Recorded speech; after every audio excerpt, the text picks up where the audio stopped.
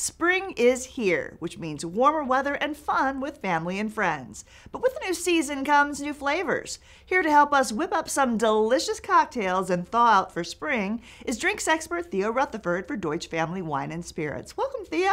Thanks for having me. Now let me ask you, what is a good way to celebrate the change in seasons?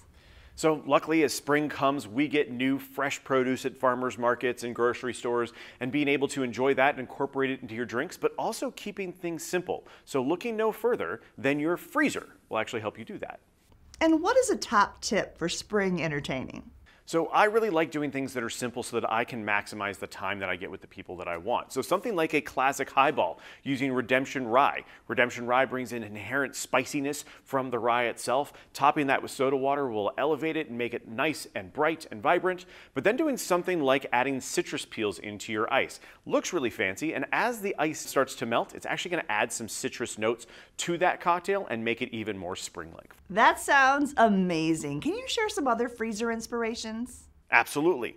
Freezer door cocktails are a big trend at this point, and they're great because you can batch your cocktail ahead of time so that way every time your guest wants a new drink, you don't have to get up. So something like Gray Whale Gin, we actually did a spin on a classic Negroni, but we did a white Negroni for this, so using Lillet Blanc and Blanc Vermouth as well. Again, something you can batch ahead of time, put into the freezer, and every time you actually reach for that bottle, you're also contributing to coastal conservation. So a great cocktail and a great cause.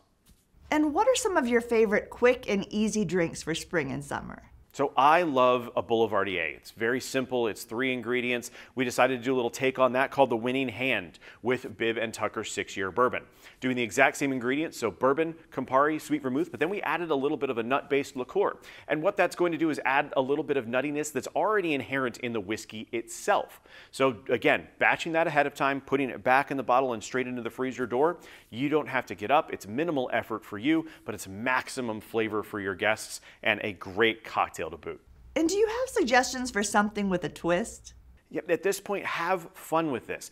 Get inspired by what is actually at your local farmers markets or in the produce sections of your grocery store. So something like fresh jalapeno peppers, adding that to your ice and then putting it into a classic Tommy's Margarita with Cantera Negra tequila is going to add some spiciness that's going to balance off of that sweetness that's already inherent in the tequila.